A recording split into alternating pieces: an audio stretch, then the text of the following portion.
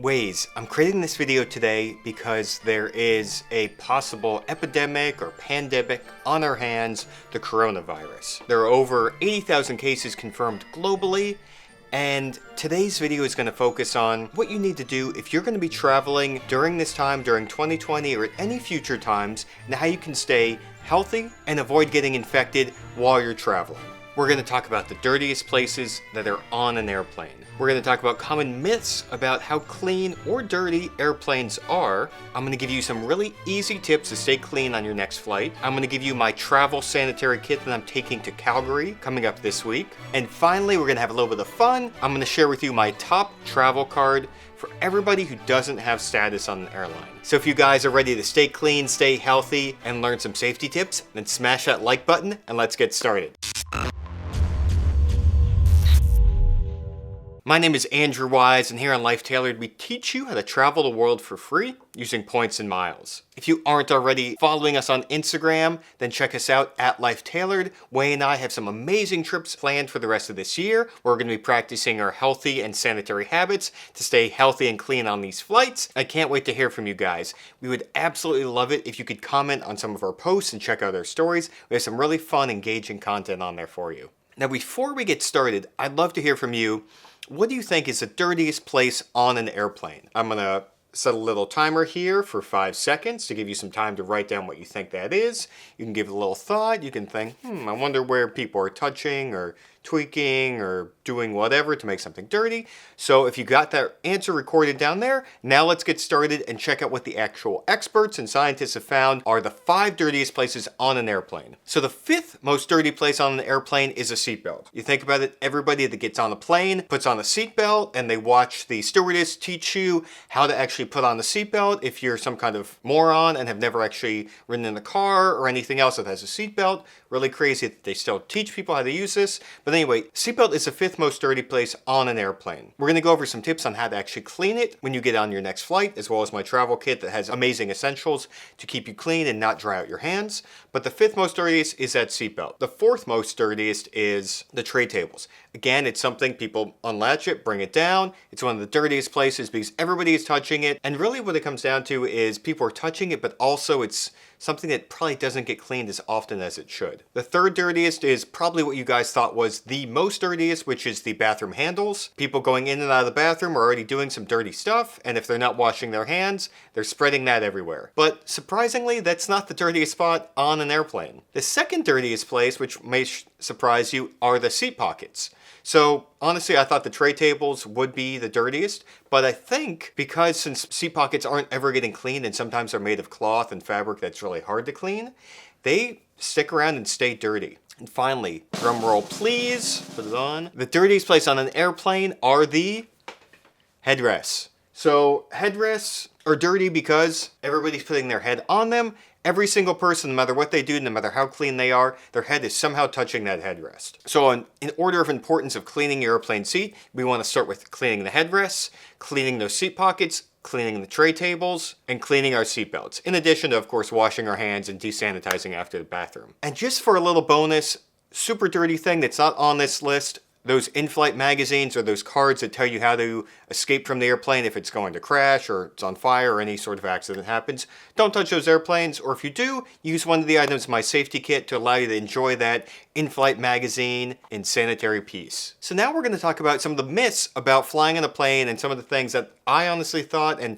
you may out there be thinking about, I don't want to fly on a plane because it's inherently going to get me sick. So let's talk about that first myth. This is something Wei always tells me. She says, I don't want to be on a plane because you have to breathe all of that recirculated air. And the fact is, ever since the 1980s, all commercial jets have been retrofitted with HEPA air filters. So these are the same air filters you're going to find in a shopping mall, in a new apartment like this, in any sort of public place that's built probably after the 1980s, so pretty much every place you're going to in a modern sort of setup. The CDC says that these HEPA filters effectively remove most viruses and bacteria from the air. And the way you can think about being in an airplane is, if you would go to a movie and think you're not going to reasonably get sick, it's the same logic to apply to an airplane. Any confined space is going to have recirculated air where there are other people. And inherently, if you're around other people, it increases your chance of being sick. So unless you plan plan on living in a bubble, this is just a reality we have to accept. And most likely, if you're really worried about getting sick from the airplane, probably do some research on other things that are a lot more likely to kill you. Here in New York City, the chances of getting killed by a car, being run over while you're crossing the street, is actually really high,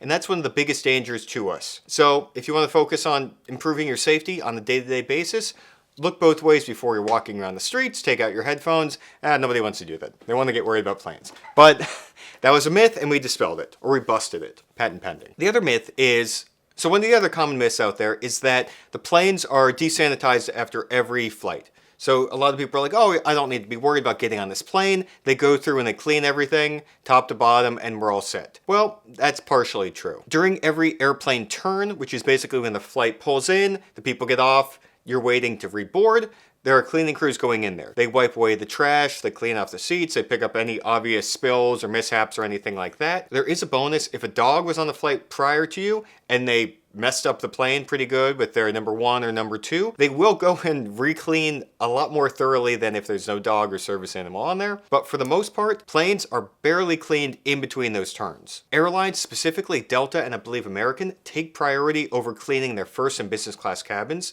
So if you are flying for free with points in business and first class, you get the benefit of an extra clean cabin, so extra reason to subscribe to Life Tailored so you can fly business class on your next flight and be extra clean. But in general, these planes are not cleaned very well, so it's going to be up to you, up to me, to clean those seats and use the sanitary kit to make sure that we are safe on our next flight. So there's another myth out there, and the CDC and the Attorney General are trying to caution everyone, stop buying these face masks. The face masks, if they are N95, which is like the special version that actually protects you from viruses, if you do have that one, it actually protects you. But in general, stop hoarding these masks. The masks are needed for actual healthcare workers who are around people who are sick, and us buying 50, 100 of these things just to sit around is kind of pointless. A lot of people are thinking, if I'm going on a plane, I'm going to wear my face mask. And while it is true that these face masks are going to protect you from viruses, the fact is a plane is just like any other public space. If you're going to the movies and not wearing a face mask, you probably shouldn't be wearing a face mask on the plane. If you're going shopping and not wearing a face mask, you shouldn't wear a face mask on the plane. Now, there are exceptions to this rule. If you're flying to Wuhan, China, flying to that area in Italy right now that's overly infected, you probably should wear your face mask at all times and never take it off. So a plane is just another step you're going through. But in general, what you want to think of is if you wouldn't wear a face mask in a general public area, you don't need to wear a face mask on a plane. It's the same rules applied back to the movie theater, subway, all that sort of stuff. Now, while we have talked about these myths, we have dispelled some of them, we have validated some of them, let's talk about some really simple ways for us to keep ourselves clean. And the number one rule is to don't touch your face. While I was writing the script for this video, I had the urge to touch my face over 6 times. And if you just go through your daily routine, think about how many times you want to scratch your head or rub your beard or do any sort of thing where you're touching your face. It happens a lot more frequently than you would think. I was reading a study yesterday and it said that these doctors wanted to run a study and see how often people touch their face. So they invited a bunch of med students in for a discussion on cleanliness and how to stay clean. And the people in the audience touched their face 11 times during the presentation. So even doctors who are primed to be aware of being safe touch their face. So what can we do if we cannot stop touching our face or it's a compulsion that we just have to do? One solution is touch your face with a tissue. So I have an itch here, I itch it, I put my tissue away. I have another itch here, I itch it, oh it's kind of itchy here.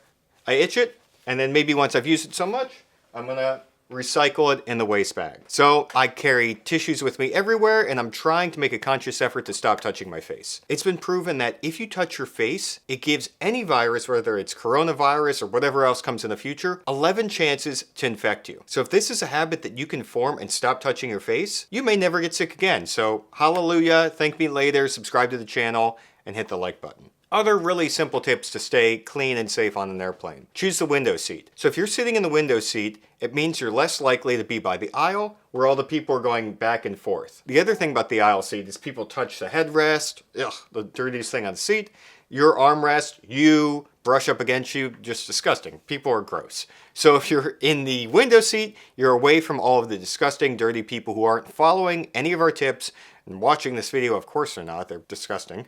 But you guys are clean. And sit in that window seat. A really cool tip from Neil Patrick Harris, our favorite child doctor, gave us a tip that if you're on a flight, put some Neosporin in your nostrils. You may want to use that tissue to apply it, because remember, we're not touching our face, but putting the Neosporin in your nostrils can help protect from any bacteria that happens to fly up there. Another bonus tip is, if you want to get the cleanest version of your flight you can, book a early morning flight, or actually the first flight out. Overnight, planes are completely desanitized and cleaned, so if you're getting that 6 a.m. or 5 a.m. flight, you can ensure that if this plane is ever going to get clean as it's going to be. And then finally, here's a bathroom tip. Flush with your foot. Use your foot to open the toilet seat. Use your foot to wash your hands if you're that flexible, but otherwise use a tissue to touch everything. Open the door handles. Don't touch anything. I keep my hand sanitizer with me. Sanitize after the bathroom. Once I put my dirty seatbelt back on, sanitize again, etc. Now that we've gone over our tips for staying clean, I want to tell you about my routine and my travel sanitary kit that I carry with me every flight. So I just bought these black gloves. I think they look super cool. Any gloves that look black, it looks like you're Dexter or something, but not up to nefarious purposes, but just, it looks a lot cooler than those white gloves. It doesn't look like you're some sort of, germaphobe. It just looks like you're making a style move with those black gloves.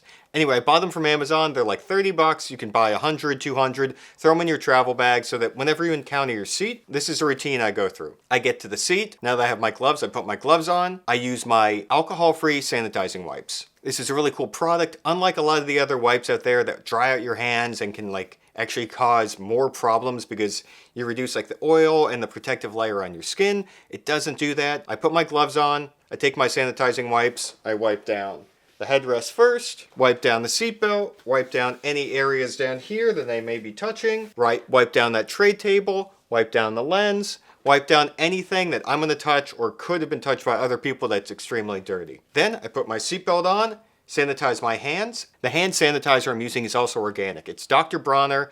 There's a link for this product and all of them down below. They're currently out of stock, so maybe you can pre-order these for your next upcoming flights. But again, it doesn't destroy the pH balance in your hands. It's organic, so it's natural. It's not grimy, so you don't mind spraying it on your hands all the time. And it has a nice lavender smell, which is proven to be as relaxing as a Valium, apparently. I guess if you sniff a bunch of it. And finally, one of the other areas where if you're on a long haul flight, the blankets they give you probably haven't been washed, or they may not give you a blanket at all. So I love carrying my own travel blanket. Again, link in the bio. So guys, let me know what you think of these tips. If any of the tips were at all helpful, subscribe, hit the bell, and hit that like button. And finally, I wanted to share with you my best travel card for people that don't have status. I don't have status. I like to spread my points all around so that we can fly anywhere at any time and get the maximum ROI on our points. And that's the reason I love the Amex Platinum personal card. There's also a business card which has a bunch of other benefits like WeWork and stuff like that. But the personal card, the reason I love it is it gets 5x on flights you book directly with the airline. So if you're going to Delta.com, AmericanAirlines.com, I think it's AA. But if you're going through Google Flights, they redirect you as well. Through there, you're going to get 5x, which is the highest return you're getting. Amex points are worth about 2 cents each, which is equivalent of getting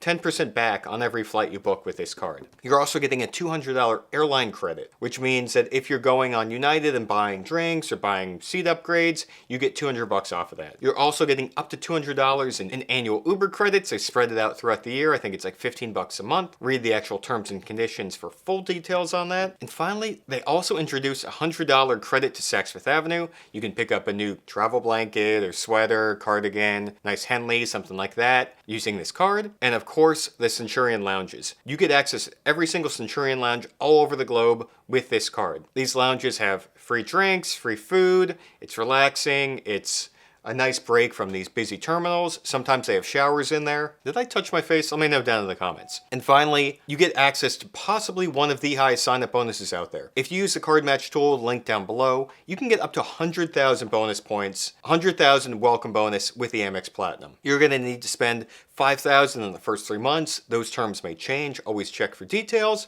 But basically, you could get 100,000 points, which is enough for 2 round-trip business class flights in the US, or possibly a round-trip business class flight over to Europe if you're transferring to the right partners. If you're interested in learning how to transfer to the right partners to get these flights, I have a video coming up at the end. It's gonna really help you out. So taking into account all those credits and the annual fee of $550, If you utilize those $500 in credits, the annual fee on this Amex Platinum Personal is only $50. So annual fee is high. If you utilize the credits and you're a frequent flyer that doesn't have status, this is a tremendous card, really good value. So guys, let me know what you thought of these tips. If you like them, give me a like button here, hit the subscribe, and also follow us on Instagram at LifeTailored. I've got a video coming up right now that's going to teach you best partners to transfer your airline points to get the highest ROI. Keep watching this video, and a new video is coming out this Monday. See you guys there.